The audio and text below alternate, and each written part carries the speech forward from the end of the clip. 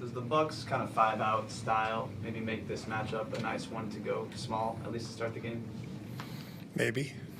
I'm feeling generous today. We're going to start the same way with QP at center. We'll bring BP off the bench. What, given their style, just what are the challenges defensively to guarding them? They always have, 4 3-point shooters on the court at all times. Yeah, and obviously the number one goal is to keep Giannis from getting to the rim, which is really difficult to do. And so they've done a great job of putting together a roster around Giannis that gives you a lot of trouble spacing-wise. And so, yeah, we've got to find a way to accomplish both things, seal off Giannis as often as possible and then get out to their shooters. You got a third in three-point shooting accuracy so far. What do you like about the process offensively and the quality of shots at this point? Well, the continuity that we have from last year, I think, is big. With Jimmy now fully ingrained in our team and having a training camp, and the lineups are very similar to last year with Al obviously replacing Loon, but that's kind of the one change. Everything else is very similar. Will Richard has helped as well, but besides those two guys, everybody's back and there's continuity. We know what we're trying to do offensively, and the guys are really well connected. What kind of different challenges does Miles Turner present with the Bucks compared to Brook Lopez last year? Both shooting centers, but both different. What are the differences? I think Miles gets his shot off a little quicker than Brook, so you don't have quite as much time to get out. But both guys, share that two-way capability of protecting the rim and stepping out and knocking down a three. Obviously, Miles is younger, but both really effective players, and obviously fit very well with Giannis. I know over the years you've gotten Steph to be a very willing screener. Who's that? Steph, yeah. Obviously, the Bucks have AJ Green, who does kind of that same thing. Just how difficult can it be for defenses when a great shooter is willing to set screens and kind of get in the mix? Yeah, I mean, especially the greatest shooter of all time, but he understands how important that is, what his threat does to a defense, not just when he's making shots, but just the threat of him coming off a screen or setting a screen. So it's a big part of what we do because Steph is so willing to set screens and he's really good at it. I mean, he's physically much stronger than anyone realizes, I think, and holds his ground. And he just every year he's among the league leaders in screen sets by a guard. As a player, was that something that you had to learn as well, like the strength necessary to? Yeah, you got to be able to absorb the blow when guys are running through you. And in Chicago we set a lot of guard-to-guard screens, split cuts. The same split cut action that we run here was what we did in Chicago, and so you learned how important that skill was, but also kind of how to do it, how to brace yourself and get strong enough to take some of those bumps. Steve, there's always kind of a nice contingent of Wisconsin that's excited to see Brandon come back here and play here. What sort of growth do you hope to see or have seen already, and then hope that you can get? Biggest difference for Brandon here in his third year is he's leaving the officials alone. He's a really passionate, emotional guy, as you guys know, and he's a hell of a player. We're lucky to have him. Started the second half of last year and really came into his own.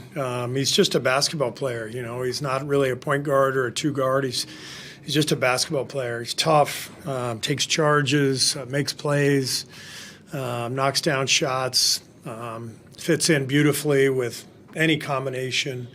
So he's really a good young player, and but he's controlling his emotion much better this year. He spent a lot of time with the referees last year, and we asked him to cut that back, and he's done so.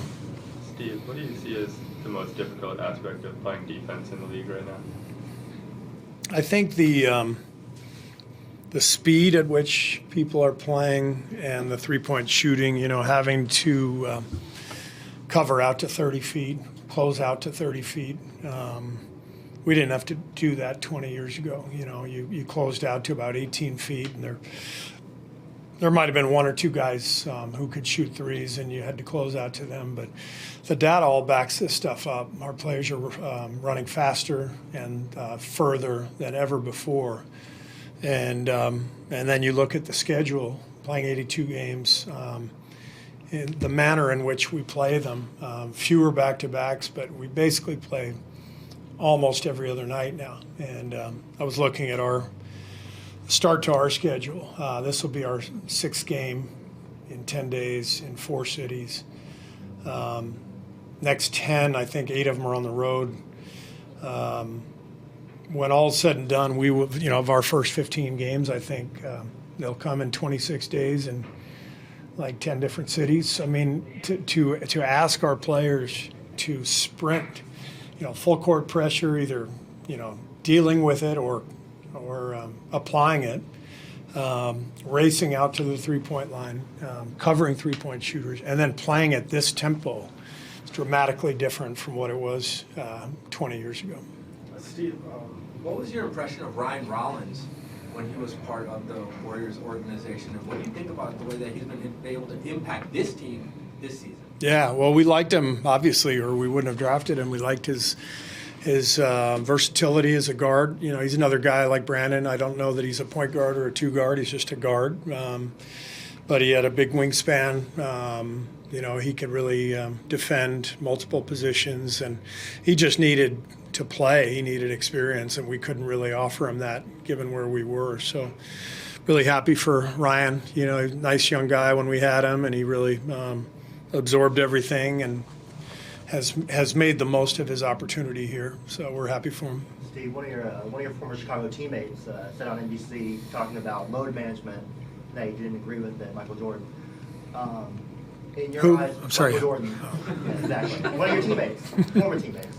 How has your philosophy when it comes to that maybe changed or evolved over the years? You guys are both of the same era. Yeah. Load management is something this team does frequently. Kind of what did your philosophy used to be, and how is it? Well, everything I just mentioned has to be taken into account. You know, the game is much faster, and the players are sprinting faster and longer, and the games are every other day. So that has to factor in. For us, we have 4 guys. You know, 4 of our top guys are 35 through 39. We now have performance teams. You know, when I played with the Bulls, we had, you know, 1 trainer and 1 weight coach. And now we have reams of data that we're, you know, our performance team, which is comprised of 10 people or so. They're advising me when our guys are more vulnerable to injury. And I believe in this stuff. I believe in the science, and I believe in having players healthy for the playoffs. And if you can try to get there, and it means resting guys along the way, then I'm all for doing so, because that's what counts, is, you know, come playoff time. But yeah, I don't think there's any exact data that can predict every injury, but I do think that there are patterns that we can see, that the experts can see, that can help us navigate our way through the season. Steve, to your point, there are a lot of layers to why load management became such a big deal in the league, but how important do you think Pop was in being that first guy who kind of shut guys down for nights here and there? He was definitely a pioneer in that regard, and he was coaching a team that was making deep playoff runs almost every year, and he recognized the toll on these guys as the game was speeding up. So I think Pop definitely kind of popularized the idea of the rest and the benefits. Tricky part is obvious. You know, we've had a lot of games here over the years, not here in Milwaukee, but here in Gold State, where we have a really rough trip and we sit Steph and I get an email, Raymond gets an email from a fan who says, I just spent, $2,000 on a trip here and tickets and plane ride and hotel, and Steph doesn't play, and we genuinely feel terrible about that. We want our fans to be able to enjoy, watching Steph play. And so the only real answer, we all know what the only real answer is, and that is to shorten the season. Good luck.